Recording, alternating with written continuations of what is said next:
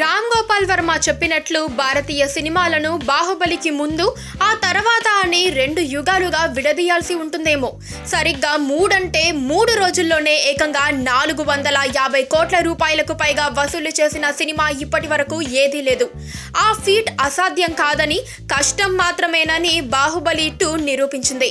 బాహుబలి మొదటి భాగం దాదాపు 650 కోట్ల వరకు వసూలు చేసిన తర్వాత రెండో భాగం ఎలా ఉంటుందా అని అందరూ ఆసక్తిగా ఎదురుచూశారు. అంచనాలకు ఏమాత్రం తగ్గకుండా దేశవ్యాప్తంగా అన్ని థియేటర్లలోనూ 90% పైగా ఆక్యుపెన్సీతో ఓపెన్ అయ్యింది. మొదటి రోజే ఈ సినిమాకు 121 కోట్ల కలెక్షన్లు వచ్చాయని హిందీ వర్షన్ డిస్ట్రిబ్యూటర్ కరణ్ జోహార్ చెప్పారు. ట్రేడ్ అనలిస్ట్ రమేష్ బాలా కూడా ఈ సినిమా వసూళ్ల గురించి ట్వీట్ చేశారు.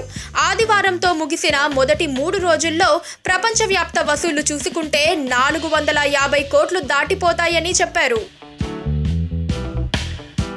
ఇప్పటి వరకు ప్రపంచవ్యాప్తంగా అత్యధిక వసూళ్లు సాధించిన భారతీయ సినిమా ఆమిర్ ఖాన్ నటించిన పీకే. దానికి 792 కోట్లు వసూళ్లు వచ్చాయి. ఇప్పుడు ఖచ్చితంగా ఆ సినిమాను బాహుబలి 2 దాటేస్తుందని ట్రేడ్ అనలిస్టులు అంచనా వేస్తున్నారు. శాటిలైట్ డిస్ట్రిబ్యూషన్ హక్కుల ద్వారానే ఈ సినిమాకు 500 కోట్ల వరకు వచ్చాయని చెబుతున్నారు.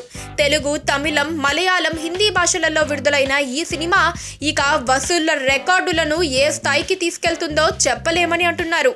ఎస్ఎస్ రాజమౌళి దర్శకత్వంలో ప్రభాస్, రానా, అనుష్క, తమన్నా, సత్యరాజ్, రమ్యకృష్ణ తదితరులు నటించిన ఈ సినిమా ప్రతిరోజు కొత్త రికార్డులను సృష్టిస్తూనే ఉంది.